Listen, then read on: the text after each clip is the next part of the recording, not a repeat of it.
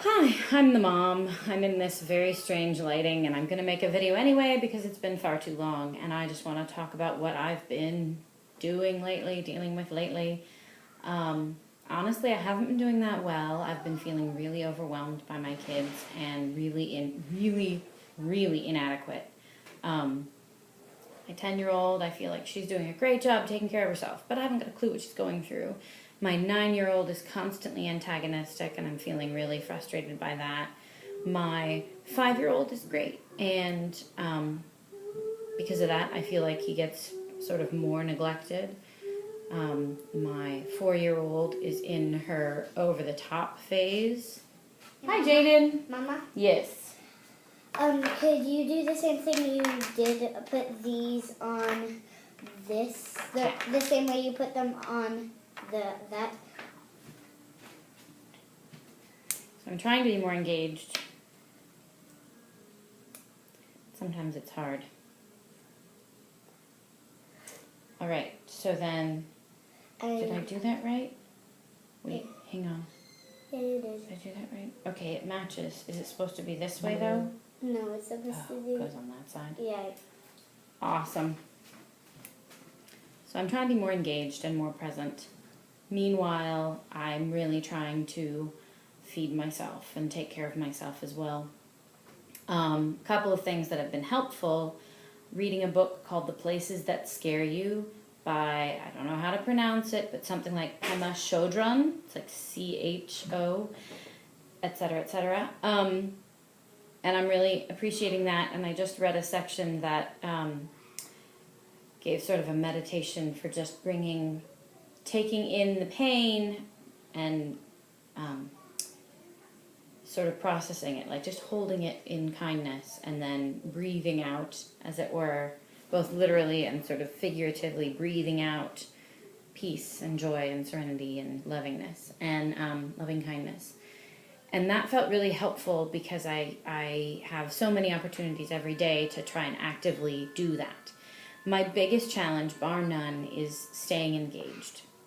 And I personally am an extrovert, and there are extrovert moms and introvert moms, and whatever we are, we still need connection to other people, and loving connection, non-judgmental connection, helpful connection. And I am recognizing that I need to make greater efforts to make those connections. I need to make greater efforts to make those connections, and I need to make greater efforts to appreciate the connections I already have. I have a wonderful adopted mom, essentially. She's adopted mom to me and adopted grandma to my kids, and they just adore her. And her husband is totally it's a blessing to have when I live far away from my dad, and my mom passed away, and we live relatively far away from my husband's parents. It's wonderful to have somebody that lives just down the street that very much acts as an adopted mom and dad to our whole family, to my husband and I, and to all of our kids. So I always try to remember to count my blessings for them being in our lives. And I have many dear friends that are also moms of young children, so we can always sympathize, we can always relate. And one of my failings is that I don't make contact more often with those women. So, hi ladies, you know who you are. And I'm going to try and make a greater effort to get together and have play dates with them. Okay. Yes. It's all finished. It's for someone to ski on. Oh, that's so cool. Can I see? Yeah. So Jaden just made this out of K'NEX. We were given some hand-me-down K'NEX, and Jaden made it all by himself with just a little bit of help getting some of the connector pieces to snap together. Really good job, Jaden. This is straight. This is the right way up. Yeah, that's the right way. Awesome. Can I have a hug? I really like it. Did I squeeze a burp out of you? You're hilarious. And I love you.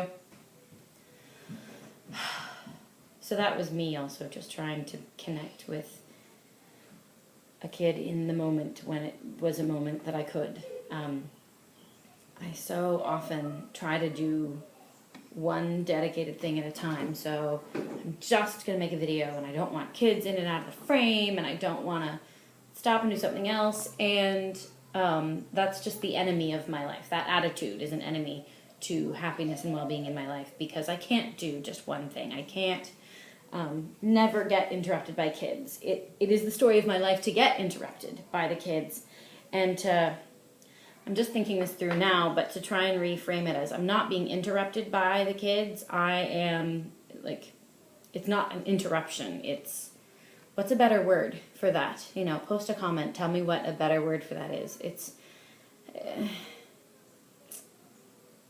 a moment, it's an opportunity to engage with the kids, I guess, and that whatever they're interrupting is, there's no way it's more important than engaging with them and acknowledging what they've done.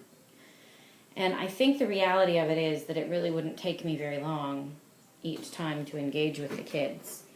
But I tend to believe that they're going to derail what I'm doing in this moment, and I won't be able to get back to it, and it'll take so long to engage with them and validate their experience that I don't have time right now. I can't do it. And the reality is it doesn't take very long at all. You know, that was 30 seconds. I could go back and look, but it was seconds. It wasn't even a minute of time engaging with him, and he got to feel like he mattered to me, and he does matter to me. It's frustrating how often how I feel about my kids and how they think I feel about them don't mesh in a bad way. Like, I feel more positively and more loving toward them than they perceive from the way I treat them. So, with all of this, I'm also trying to hold myself in a compassionate place and a kind place, recognizing that I won't be able to be more loving to them by being mean to myself. Old news, Tira. You've done this. I've said this before, and it's so cyclical for me. And I hope that I'm making progress every time. I don't feel like I can really see it. Maybe I cycle through that process faster each time. I don't know. I haven't kept track of it. Staying awake to all of it is my biggest struggle. I recognize myself to be a very addictive personality where I come back around to numbing out. I'm grateful that I numb out with things like, Swedish Fish, and watching an entire season of Doctor Who, one episode back to back with another on Netflix. You know, I'll watch a whole season over the course of a couple of days, and I'll be watching while I'm cooking dinner, and I'll be watching while I'm doing dishes if I do them, and I'll be watching while I'm sorting laundry, and you know, it's not effective multitasking, and it keeps me from being present. But I have to try and find the balance between taking time to play and staying present.